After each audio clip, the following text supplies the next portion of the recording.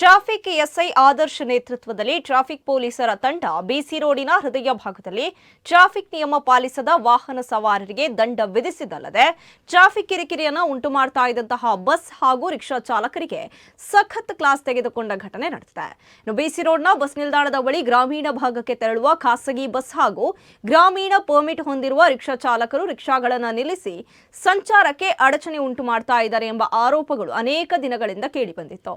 ಈ ದಿನ ಸ್ವತಃ ಟ್ರಾಫಿಕ್ ಎಸ್ಐ ಆದರ್ಶ್ ಅವರು ಫೀಲ್ಡ್ಗಿಳಿದು ಬಸ್ಗಳ ಚಾಲಕರಿಗೆ ಹಾಗೂ ರಿಕ್ಷಾ ಚಾಲಕರಿಗೆ ಕ್ಲಾಸ್ ತೆಗೆದುಕೊಂಡಿದ್ದಲ್ಲದೆ ಪ್ರತಿ ವಾಹನಗಳ ದಾಖಲೆಗಳನ್ನು ಪರಿಶೀಲಿಸಿ ನಿಯಮ ಪಾಲನೆಯ ಬಿಸಿ ಮುಟ್ಟಿಸಿದ್ದಾರೆ. ಇದರ ಜೊತೆ ಒಟ್ಟು 25 ಪ್ರಕರಣಗಳನ್ನು ವಿವಿಧ ವಾಹನಗಳಿಗೆ ಬೇರೆ ಕಾರಣಗಳಿಗೆ ದಾಖಲು ಮಾಡಿದ್ದಾರೆ. ಅದರಲ್ಲಿ 13 ಪ್ರಕರಣಗಳು ಕರ್ಕಶ ಹಾರ್ನ್ಗಳನ್ನು ಅಳವಡಿಸಿದ ಕಾರಣಕ್ಕೆ, ಉಳಿದಂತೆ ನಂಬರ್ ಪ್ಲೇಟ್ ಇಲ್ಲದ ವಾಹನಗಳು ಹಾಗೂ ಕರ್ಕಶ ಶಬ್ದ ಮಾಡುವ ವಾಹನಗಳ ಸೈಲೆನ್ಸರ್ಗಳನ್ನು ಹೊಂದಿರುವ ವಾಹನಗಳ ಮೇಲೆ ಪ್ರಕರಣ ದಾಖಲು ಮಾಡಿರುವ ಬಗ್ಗೆ ಅವರು ಮಾಹಿತಿಯನ್ನು ನೀಡಿದ್ದಾರೆ. ಇನ್ನು ಬಿಸಿ ರೋಡ್ನ ಕೈಕಂಬದಲ್ಲೂ ಇದೇ ಮಾದರಿಯ ಕಾರ್ಯಾಚರಣೆ ಮಾಡುವಂತೆ ಸಾರ್ವಜನಿಕ ವಲಯದಿಂದ ಒತ್ತಾಯಗಳು ಕೇಳಿ ಬಂದಿದ್ದು, ಇಲ್ಲಿ ಟ್ರಾಫಿಕ್ ರೂಲ್ ಫಾಲೋ ಮಾಡದೆ ಅಡ್ಡಾದಿಡ್ಡಿ ವಾಹನಗಳ ಚಾಲನೆಯನ್ನು ಮಾಡ್ತಾ ಇದ್ದಾರೆ ಎಂಬ ಆರೋಪಗಳು ಕೂಡ ಇವೆ.